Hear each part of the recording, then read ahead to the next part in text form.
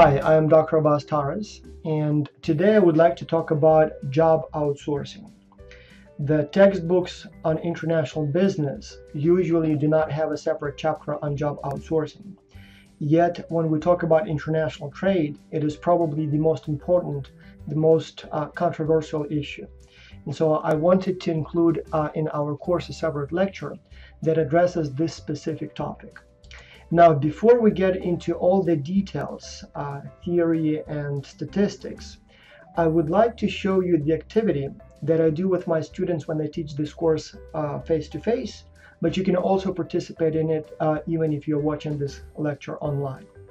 So before we start talking about the benefits and downsides of job outsourcing and who benefits and who loses, and most importantly, what needs to be done about it, let's self-assess our own knowledge and let's see where we would like to be. So basically, what's the final goal is if you had to make this policy.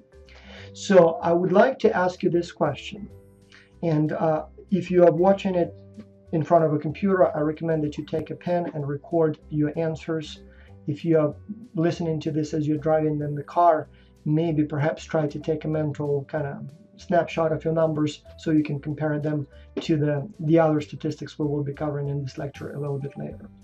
So first, what fraction of US consumer spending goes for goods labeled made in the USA? So of every dollar that we spend, people who live in the United States, we spend money, right? So we shop, whatever you need to spend money on, so for your life. So from every dollar, how many cents go for the goods that are basically made in the United States, goods and services? If you take get a haircut here in the United States, that's part of the spending. So record the number that you would think that, portion of the spendings that you or people on average in the United States spend for products made in the United States. Now, what fraction of our spending is spent on products that are not made in the United States? I suppose it would be the previous number subtracted from 100. And then, because everybody seems to complain a lot about China, let's see if you know what percent of money that people spend in the United States goes for products labeled made in China, so basically products from China. And the reason I say labeled, because again, not everything that comes from China was 100% made in China. Maybe some components came from somewhere else. So just to keep it simple, we are talking about the end product labeling. So what portion of every dollar we spend here as consumers in the United States, what portion of each of that dollar goes to China, basically? All right. Now, let me show you numbers that the students normally give us, and then we will go to the next slide. So when I ask students how much do they think they spend on products made in the United States, on average, they say 20 to 40%. Some people say that it's even less than that. Some people may say that it's 50 or even 60%. But most students think that of all the money we spend, about 20, 30, 40% stay in the United States. And then correspondingly, people think that 60 to 80% we spend for products made overseas. And when I ask them what portion actually goes to China, most people on average say about 30 to 60% of all the spendings go to China. And I don't know what your numbers were, but record those. And if you are roughly within these ranges, then you think like an average UNCG student. If your numbers are different, well, maybe you know better, or maybe you are completely delusional. Then second set of questions is, if you were omnipotent, or if you were the Minister of Trade or the president of the country, and let's say you could just have a magic wand and just wave it, and it would be whatever you want it to be.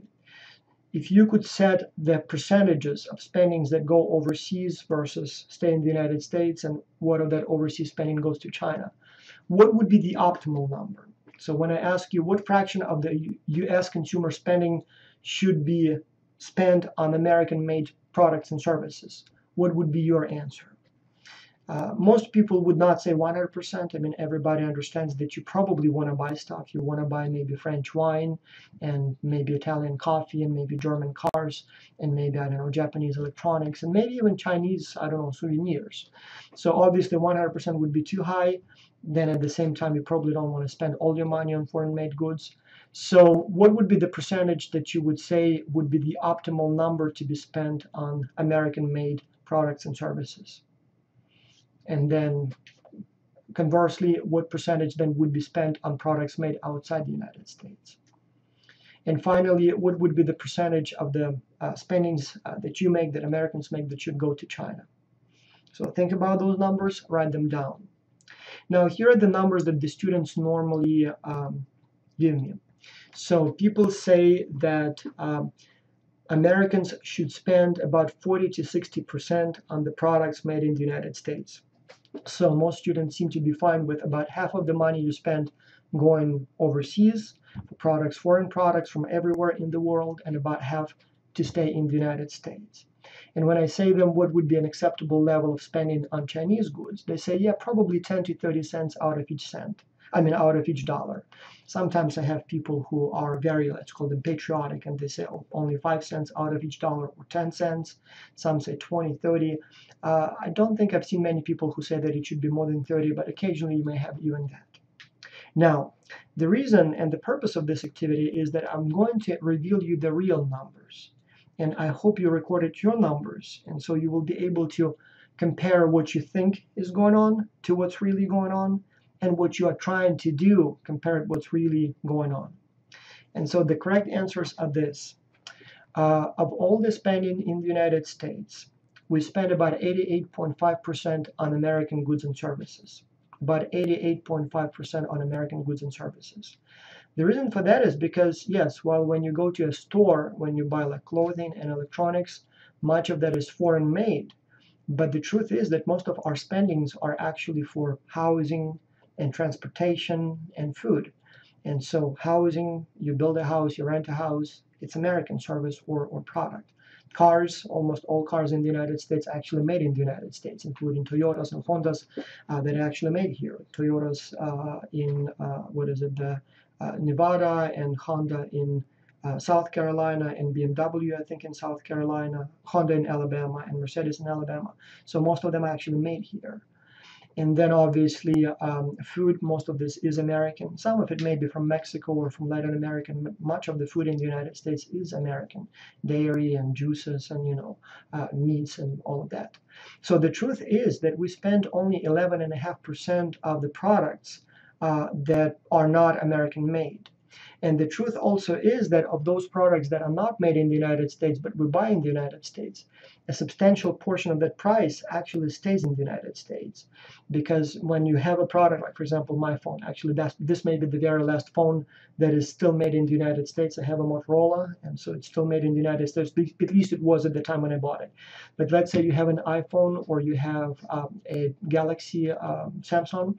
If you pay, let's say, $1,000 for that phone, again, a big portion of that is not going to, for example, China, because it takes design, accounting, retailing, logistics to put it on the shelf here in the store. So some part of that will actually be going to American retailers, advertisers, and so on and so forth. So the truth is that only about 7.3% of all the money we spend are spent on foreign-made goods.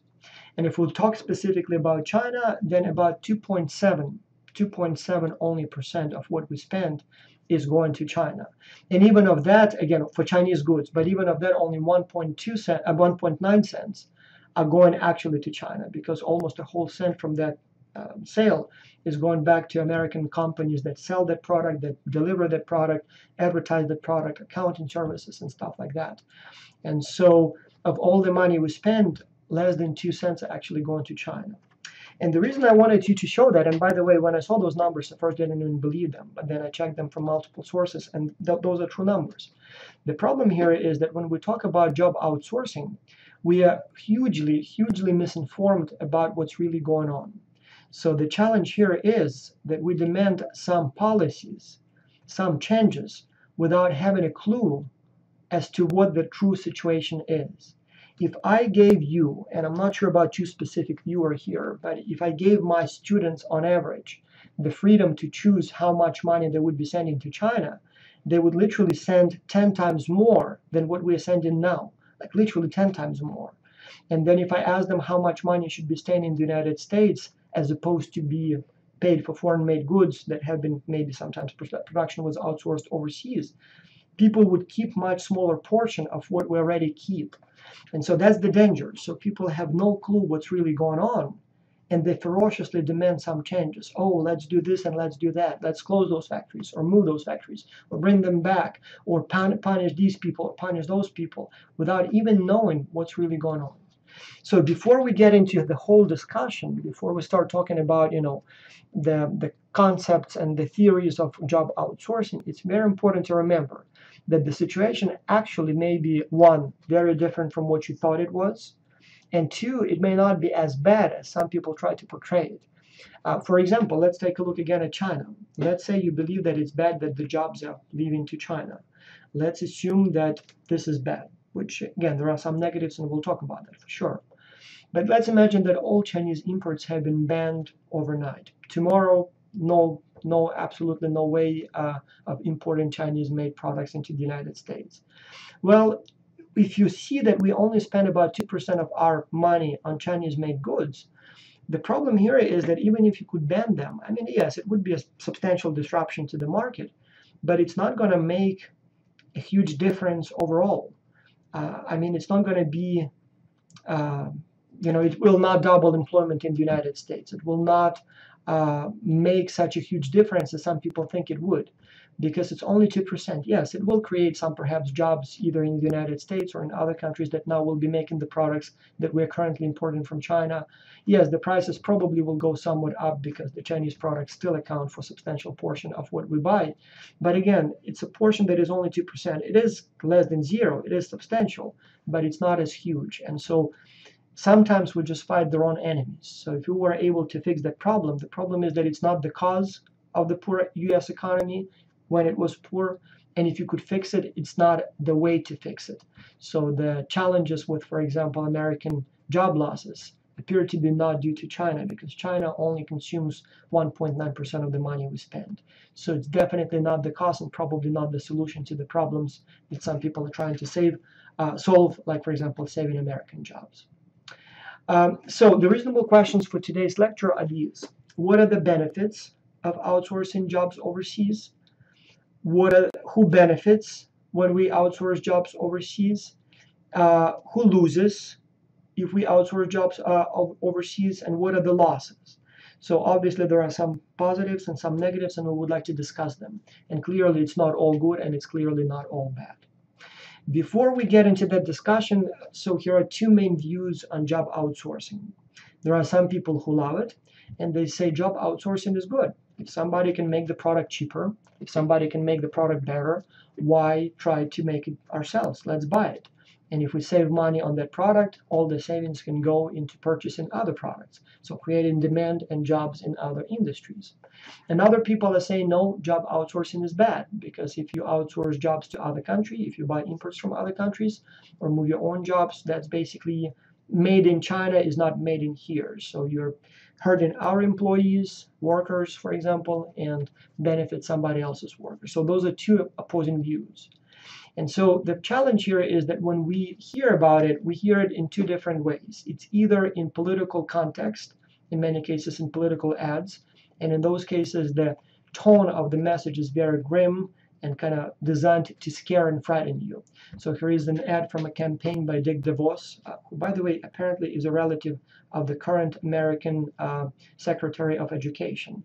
So, but in any case, so here is an ad that tries to portray him as a bad guy who outsourced jobs to China and is not a patriot of the United States.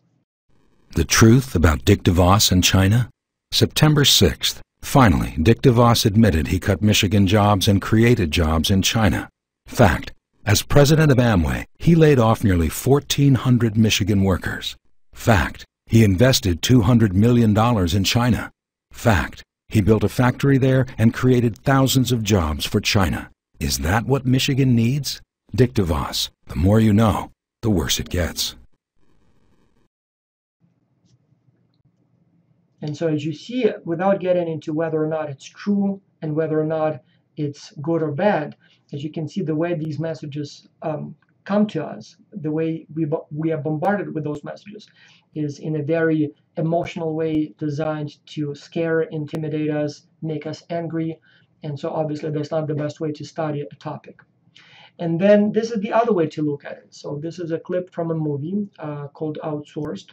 And so here it's a look at why job outsourcing may not be as bad as people start thinking about it before they get to know. Thanks. Hello? You gotta be kidding me. I'm buying a freaking American Eagle from a company that is supposed to be in America, and I get India? I understand that you're upset, sir. No, you don't. You don't understand. Last month, I lost my job at the plant where I worked for 22 years because the whole operation moved to Mexico. My brother had to leave town because there are no jobs. I know how you feel, sir. No, you don't. You have a job. Sir, please don't hang up. I have a solution for you.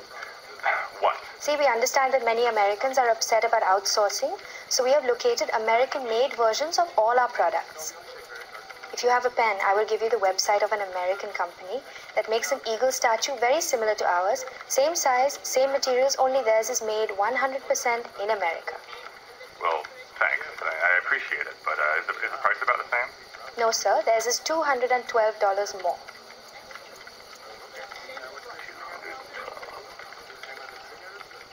Sir? Yeah, all right. Just tell me yours. Thank you, sir. May I have your credit card number? So we love to complain about the issue. We love to complain about cheap products, for example, from India or China. But when the time comes to buy, do you want to buy a more expensive product or a less expensive product? And then would you like to leave that decision up to the consumer? Do you believe in the economic freedom? Do you believe that people should make the decisions for them? Or do you believe that the government should make the decisions for them? And do you believe that the government should tell you which products you can and cannot buy? Not so easy. Anyway, so when we talk about job outsourcing, most people seem to have no problems with outsourcing or buying products, for example, from countries like Germany or Japan, where wages are high and comparable to those in the United States. People seem to have problems with outsourcing to cheaper labor countries, like, for example, Mexico or China. And people believe that it's not a fair competition. To illustrate the fallacy of that way of thinking, I give my students this activity. And again, even though you're watching this video lecture online, try to participate in it. Try to perhaps record your own answers. So imagine this scenario. I'm not sure if you recognize the picture of this man here, but it's Tony Robbins, life coach. And the reason I use him here for this hypothetical exercise, he appeared in the movie called Shallow Hell with Jack Black. And in that movie, he was in a scene where he was playing a guy who can hypnotize people. And so in that scenario, Shallow Hell had some issues with women. And so Tony Robbins kind of hypnotized him or, kind of influenced him. So in a way, that Shallow Hell was seeing only the inner beauty of women.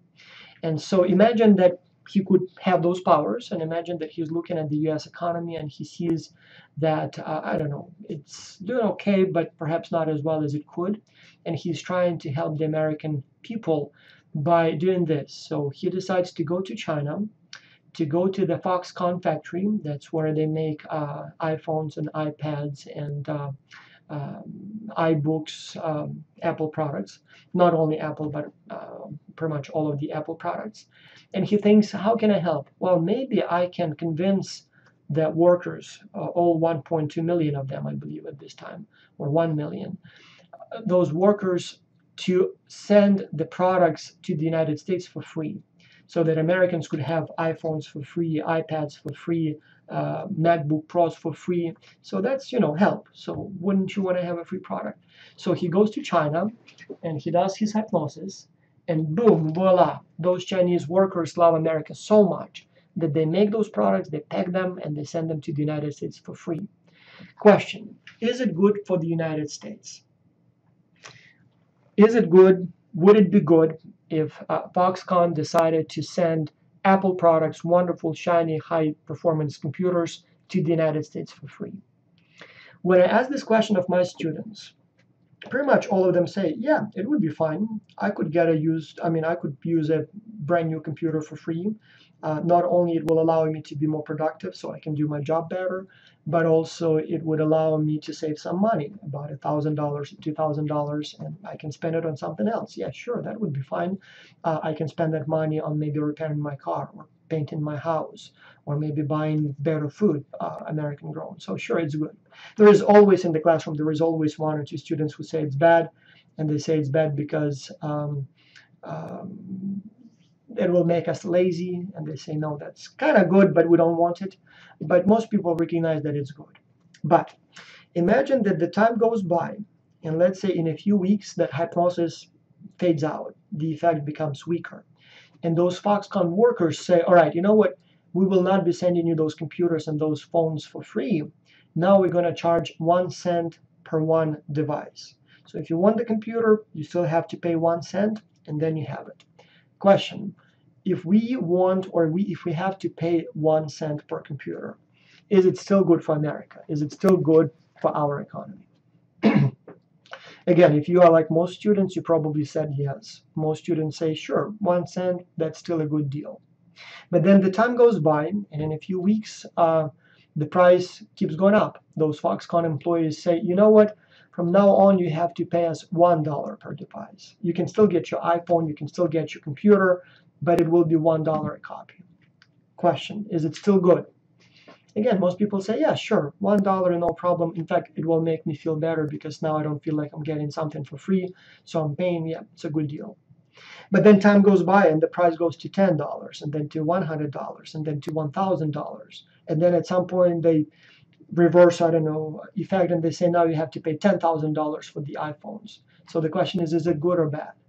And then again, if you're like my students, they would say at some point when the price kind of reaches the market value, like it's $1,000 for a phone or something like that, or computer, they would say, yeah, no, at this time it doesn't seem like it's a good deal. No, I don't think it's good. And so they go from saying it's very good to get those products for free, it's a nice investment in our economy, in our technology, in our personal needs.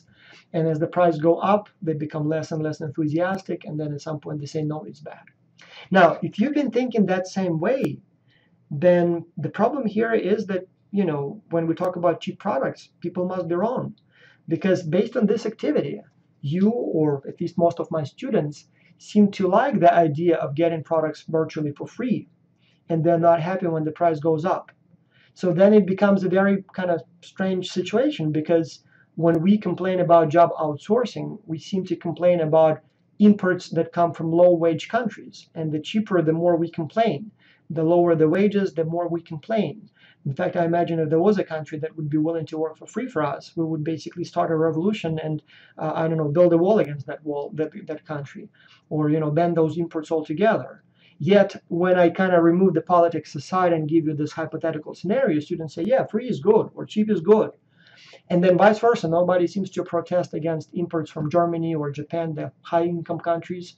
But when the price in this hypothetical scenario with Tony Robbins went up, people said, no, it's bad.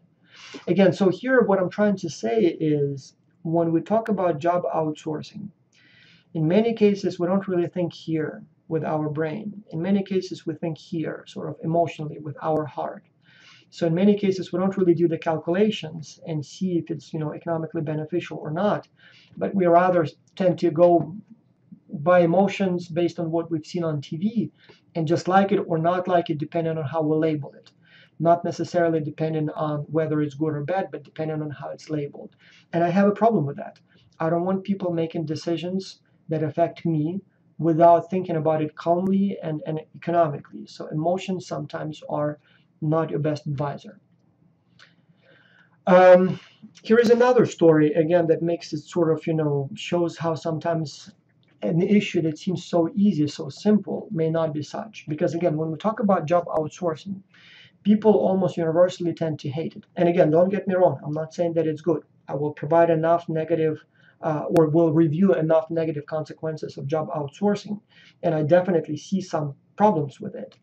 But at the same time, when you talk to people on the street, people in many cases just have this very black and white view. Job outsourcing is bad. Keeping jobs in America is good. If you've covered my lecture on the theories of trade, and if you know, for example, who Adam Smith is, you probably remember that, well, some trade is good. You don't want to make everything in your country. Maybe it doesn't make sense to make that product yourself.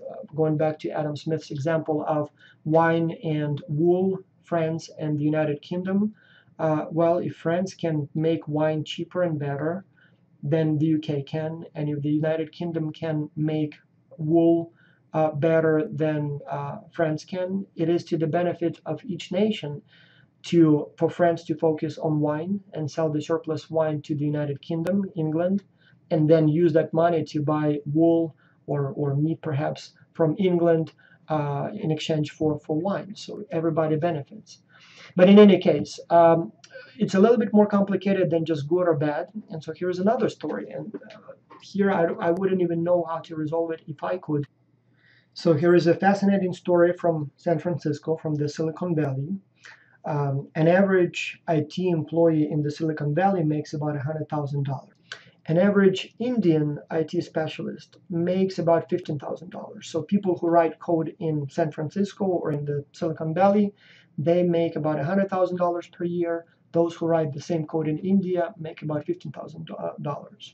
A few years ago, an interesting story happened. So a story that exposed the complexity of thinking about whether those jobs should stay in the United States or if they should go to India. Because on the one hand, we want those jobs to be in the United States. On the other hand, if it's cheaper to make them in India, to hire coders in India, maybe we should hire them in India. But the story is much more complicated, and here is what happened. So the IRS was auditing tax returns of different people, and they stumbled upon a guy who had been claiming that he had 6 full-time jobs. And so over that time, he made something like $750,000 in that year. And he diligently paid his taxes on this income. Everything was fine, but it just doesn't make sense. How could a guy have 6 full-time jobs? And so they started investigating this situation. And what they found was this. He was a freelance coder. So he was working from home. And he applied for multiple jobs at all kinds of companies around the Silicon Valley. And 6 companies hired him full-time. And each company would send him a task, I don't know, in the morning or maybe once a week, and then expect him to complete the job, and then would pay him when the job is completed. Now, this guy, instead of writing the code himself, doing the job himself, he outsourced it to India. So he literally went to one of those freelancer websites and hired guys in India who did this job for him, or those 6 jobs for him. And so he would pay them about $15,000 a year for the job and then submit that work as his own. So the company in San Francisco sends him an assignment. He forwards it to a guy in India. The guy in India does it, sends it back to this guy in San Francisco, and then he submits it as his own to the company. The company checks the quality is good, and they pay the guy in the United States, and everyone seems to be happy until he got caught. Now, question, what he was doing, was it good for America or bad for America? Think about it for a second. Was it good for America or bad for America? On one hand, people can say it was good. Technically, this guy is an American hero. He kept 6 full-time jobs in the United States. He paid taxes from them, and so he basically had 6 full-time jobs kept in the United States. I mean, yes, he had all of them, but technically they didn't go anywhere. So the salary was paid in the United States. A person in the United States received that money. A person in the United States paid the taxes and then kept the money to be spent in the United States.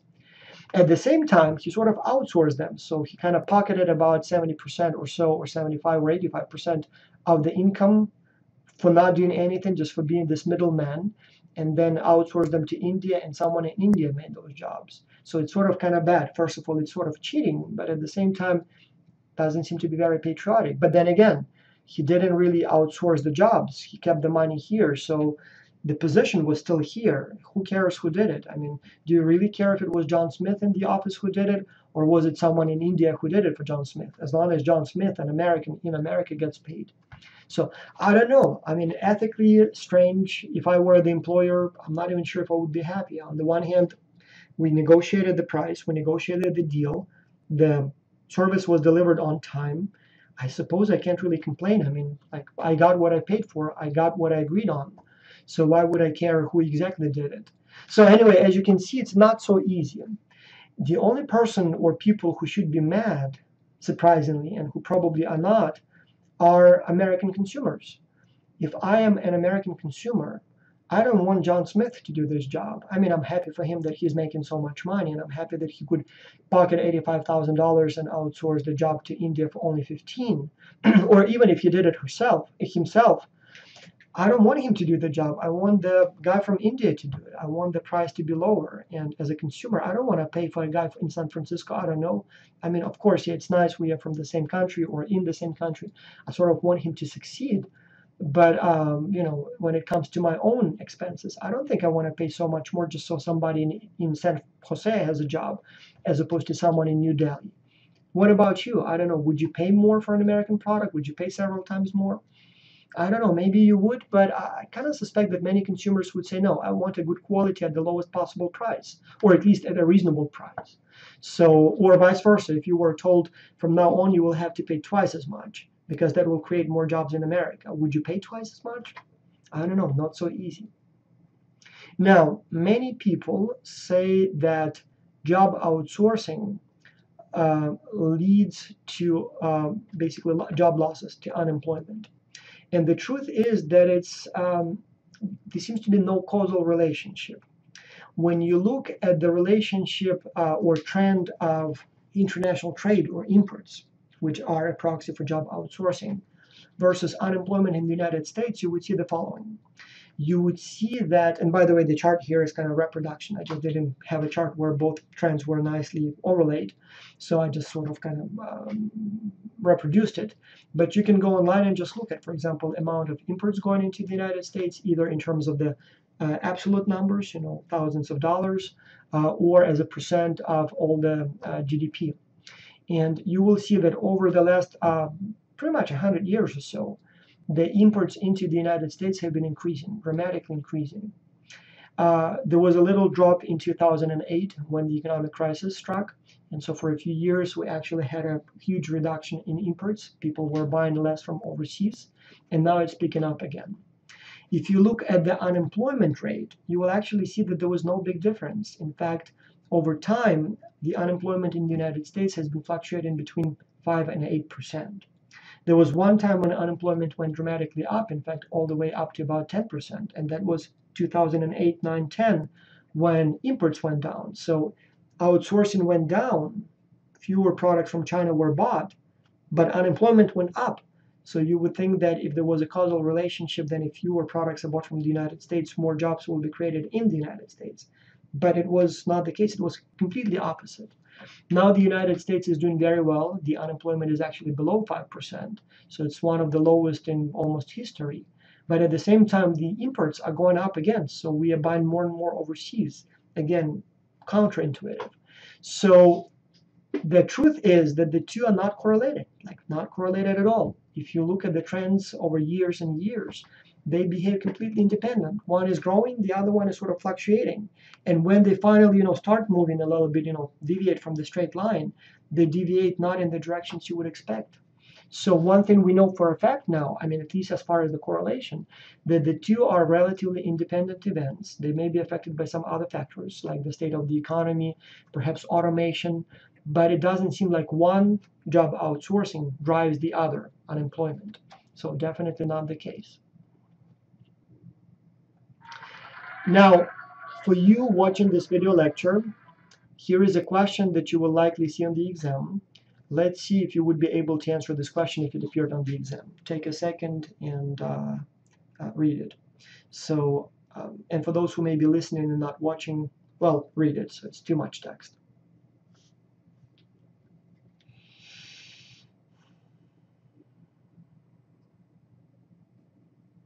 And the correct answer is E. The correlation between imports and unemployment is effectively zero. Like literally, if you wanted to correlate it, it's pretty much zero. Now, when we talk about job outsourcing, again, it's very important to remember that when you say good for America or bad for America, it's very important that you know what you mean when you say America. When we talk about job outsourcing, we almost always talk about factory workers. And it is true that factory workers have been mostly affected, or is the group that has been most affected by job outsourcing. Some jobs literally were, factories were packed and moved overseas. And so obviously that affected mostly the factory workers. But what's very important when we talk about this to recognize that America is not only factory workers. America is much more than that. For example, factory owners are Americans. Business owners are Americans. Our current president has been a businessman for a long time, so he was not a factory worker. So he too is America or part of America. Engineers are Americans. Accountants are Americans. Marketing specialists are Americans. Entrepreneurs are Americans. Farmers, teachers, stay-home moms, all of those are Americans. And factory workers constitute maybe 10% of the American population, in fact, even less. And I'm not sure if everybody would agree that they're the most important part of America. I mean, we kind of like to think about America as a nation of workers, but it's also a nation of entrepreneurs. It's also a nation of artists. It's a nation that makes movies, music. I mean, all of those are also America. And if you look at yourself, at your parents, how many of you have relatives who actually work on an assembly line? And I don't know, I suspect not that many. So whoever your relatives are, whoever you are probably not a factory worker, but you are all part of America. And so sometimes what bothers me is that sometimes we seem to protect one specific group of people at the expense of other groups of people. So for example, when a job goes to China, again, let's look at kind of potentially positive effect. On the one hand, it's sort of bad because it does hurt a factory worker who could have done this job in the United States, and now this job is done in Mexico or China. So for that specific person, it's a big loss, and it's a tragedy. I mean, I don't know if you've ever lost a job or were under a threat of losing a job, but it is a big stress. When I came here to UNCG in 2008, it was right at the peak of the economic crisis. I was the last one to be hired, and then we didn't hire for like 6 years after that. And being the most junior person in the department, being a foreigner at that time, not with a green card, I had a O1 visa, employment for individuals in sciences, sports, and arts. So yes, it was stressful. I thought if something goes wrong, I may be the first one to go, and that was very stressful. So I can only imagine what the factory workers feel when they lose jobs. But at the same time, when a job goes to China, that product is made cheaper, your perhaps shoes, or maybe your electronics, or maybe your clothing. And we all as consumers win because we get a quality product for lesser price. And so who is to say that we as consumers are less important than people in China? Or for example, look at companies like Nike. Nike doesn't make shoes. Nike designs shoes. Nike markets shoes, manages brands. But the shoes are actually made somewhere in Asia in most cases, not necessarily in China, but somewhere in Asia. So the question is, would you prefer Nike to make shoes in the United States? Would you like all those factories to be located in the United States? Or would you rather have thousands of companies like Nike that do the intellectual work, design the product, test the product, promote the product, advertise the product, and instead outsource the low cost labor part of the production cycle overseas?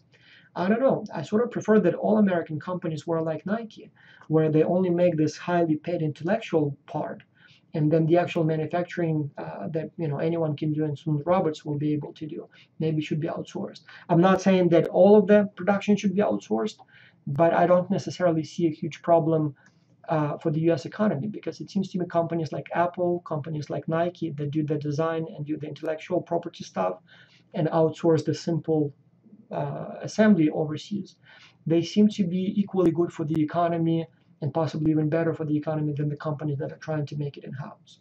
There is room for both of them, what I mean. I'm not saying that one is better than the other, but there is room for both of them. And by forcing a ban on, for example, job outsourcing, we potentially can harm companies like Apple, like Nike, and they too are American. Who said that, for example, I don't know, Ford or GM is more American than Apple? I don't know. Seems to me both of them are important parts of America. Another interesting bit of information. So there have been these surveys of how much money workers generate for their companies.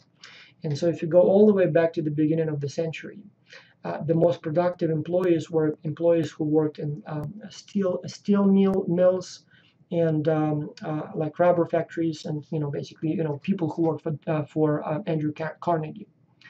Then for a long time, the most profitable companies were the ones that were in natural resources, like Mobil companies that were making basically extracting oil. Then at some point in the 80s and 90s, the most profitable companies were companies that make money, so financial services, basically Wall Street. And then at some point it actually became Apple and now Google. So in 2011, for example, an average Apple employee earned for the company $400,000 in profits, for like $500,000 almost an employee generates for the company. And I don't know what portion of that is paid to the employee, so I suspect probably 100,000 or so. But it's a very, very productive labor force. I mean, one employee generates a value of about $500,000, huge. And so there are about 40,000 employees of Apple in the United States, and on average, they generate close to $500,000 per employee. Same thing with Google. If you look at the employees who work on the assembly line, they probably generate more like 30, 40, 50, maybe $100,000 for a company. So again, I mean, I love people who work with their hands. I love to work with my own hands myself, do a lot of renovations at my house myself, for example. But economically speaking, maybe companies like Apple are more economically viable and feasible because they are more productive, they generate more value per employee. Maybe those are the kinds of jobs that we should try to create more, not try to bring back the assembly lines that don't pay well and don't generate much value, but create companies more like Apple and Google and Facebook that do a lot of work. So I don't know, just a thought. So a natural question then is, so if job outsourcing and international trade is not so bad, why all of a sudden do we hear so much about it being bad and so little about it being good? Well, partly, at least partly, that could be due to psychology. People always worry more about losses than about gains. In numerous experiments, we've been shown to do much more to avoid losing money, and we get much more upset when we lose the money than how much we can do and willing to do to gain the same amount of money, or how happier we get when we gain the same amount of money. And so when we talk about job outsourcing, so we sort of have two camps here: people who benefit from it and people who lose because of it. And so those who lose, they are much more vocal. If you had a job and you don't have it now, obviously you will go on streets and you will talk about that. But if you now have a job because of imports from Mexico, maybe you're in a company that does the logistics. I mean, it's not something that you would be bragging about. Or if you save money on a Mexican-made product, again, chances are you will not be going on the streets to celebrate it. And so as a result, we hear much more about losses than about gains, just because that's normal human nature, simple psychology. So for example, it is likely to see, or it is possible that you would see a person on the street that says NAFTA kills jobs. Very likely we see a lot of this, and probably we'll see even more on this as the possibility of NAFTA repeal or renegotiation is looming on the horizon. But then, for example, Chevy Silverados are made in Mexico, and because of that, they cost about $5,000 less.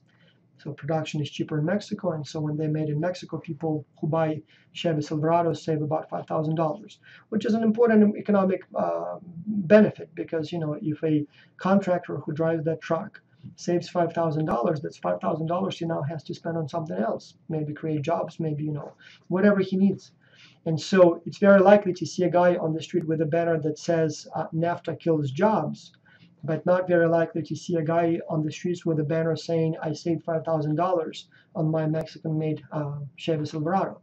So both are important things, but obviously we will see one and not the other, which may create an impression that it's all bad and nothing's good. So, but again, does it mean that outsourcing is always good and banning imports is always bad? No, it's not. So sometimes job outsourcing is bad. Sometimes it could be a matter of national security.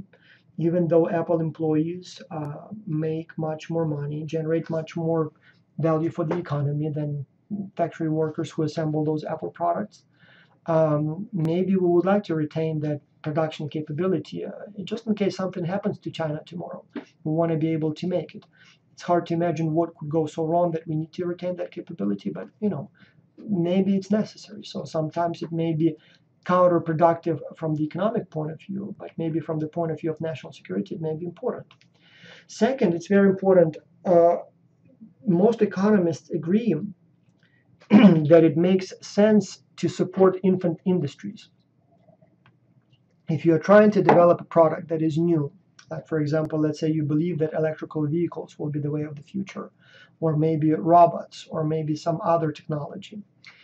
If another country already makes that product and makes it cheaply and effectively, it would be very hard for your country to kind of catch up and become a viable competitor.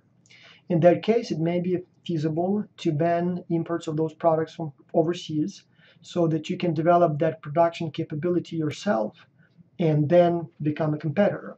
In fact, that's what some countries do, like for example, China or South Korea before it, or Japan before it. So as they were trying to develop their automotive industry, electronics, they were not even close to the United States or Germany at that time. And so for them, it was very hard to compete. And so what they did was they were trying to ban imports, or at least make it very hard to import German or American-made cars or computers, so that their own producers would be forced to make them in-house, in the country, domestically. And the hope was that it would take 10, 15 years, but they will become as good as foreign makers and will be able to compete. And so obviously it came with a heavy dose of subsidies and support for those industries like Samsung and Kia in Korea, and then a whole bunch of companies in China. But it seems like now Koreans are very, very strong competitors and make cars that are probably as good as Japanese cars and American cars. Definitely the case also with the cell phones and computers. And so China is catching up. It's still quite not there yet, but it seems like it's catching up. So sometimes restricting trade may make sense. Likewise, fighting it, or fighting free trade may, or let me put it this way. Sometimes when we deal with international trade, it may not be as free as it looks like. And if somebody is trying to take advantage of you, if somebody imposed tariffs on your products and you are allowing their products to come in the country for free, sometimes it may be beneficial to retaliate, to level the field.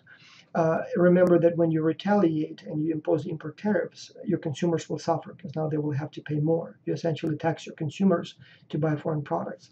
But in the interest of strategic gains, maybe it might be feasible.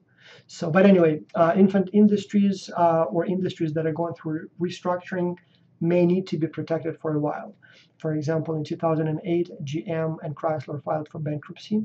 And at least at that time, many people said maybe we should impose some sort of restrictions on Japanese and Korean cars so that American companies have an easier time kind of getting back on their feet. Here is a cartoon. No, you may not outsource your homework to India. So when you make the product yourself, you kind of learn, you gain new capability.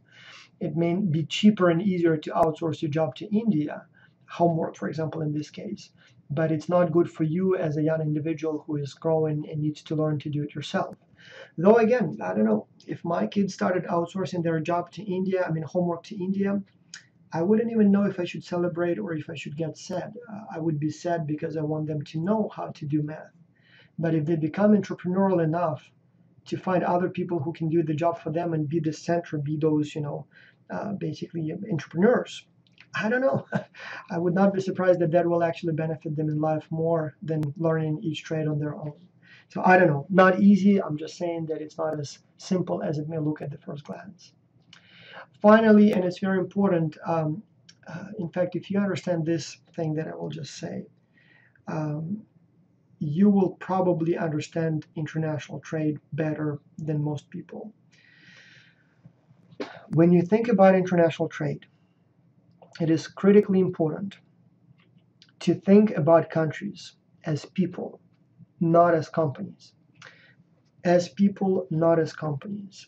When we think about countries as companies that compete for some sort of an external client, it seems like every time Toyota gets a contract, GM loses.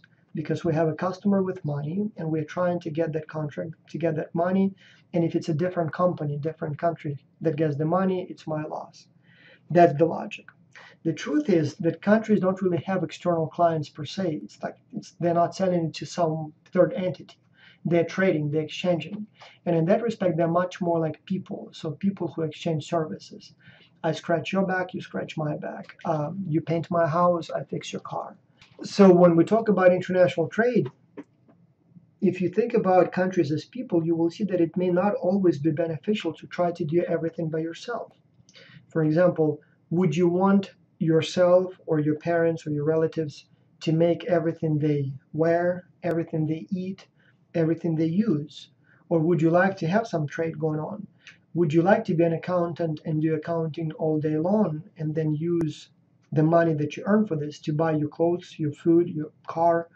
Would it be better for you, or would you prefer to make your clothing, food, and car yourself? So let me give you an example. I mean, when we look at the country, the United States, and let's try to compare it to a John Smith guy, so a random individual, and let's look at the country as a person. So, for example, when you look at the United States as a country, it's a country of educated people. It is underemployed.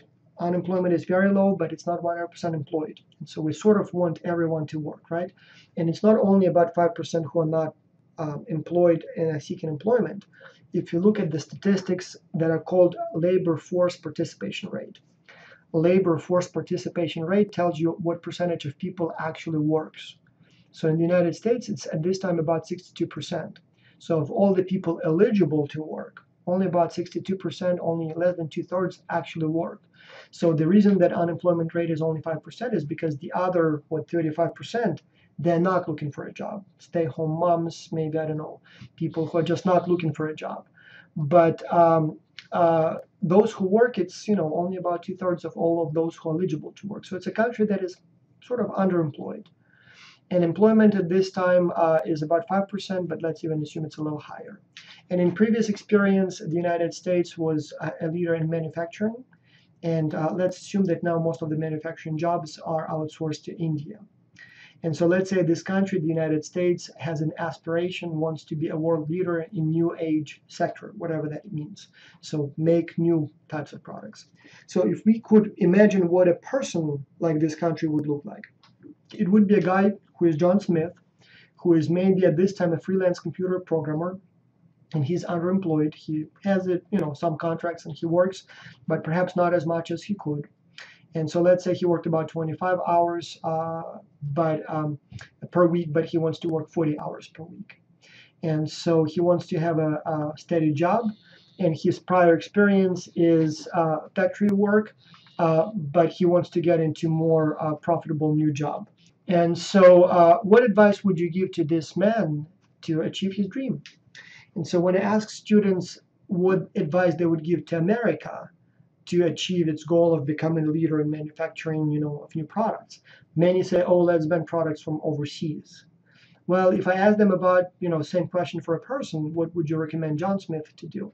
Many people don't say that. In fact, nobody ever says, force John to make all products himself. Because if you were giving John the same advice that many people give it to the country, you would basically say the following. You would say, John, your problem is that you outsource too much. For example, the pens that you wear, who made them? Oh, some guy in China. The car that you drive, who made it? Well, some guy in Detroit. The house that you live in, who built it? Oh, some contractor here from, for example, your town, Greensboro. See, John, that's why you're underemployed. That's why your dream is not achieved. You would be much better off if you made it all by yourself. If you made your food, if you made your transportation vehicles, if you made your clothing and stuff like that. Nobody would give that because everybody would understand that, yes, as a result, John will be working 24/7, but will he be better off? Probably not. So what people would recommend to John Smith is that, John, maybe you should try to retrain. Maybe if you would like to be an expert in a job, maybe you should go to school. Maybe you should get a loan if you don't have the money and study, or maybe take some courses online and read some books, and maybe start doing some volunteer job and get up to that speed with those skills. And that's how you get to your goal, not by building a fence around your house and making everything on your own acre of land, for example. So that's the controversy. So sometimes that's where it becomes a little trickier.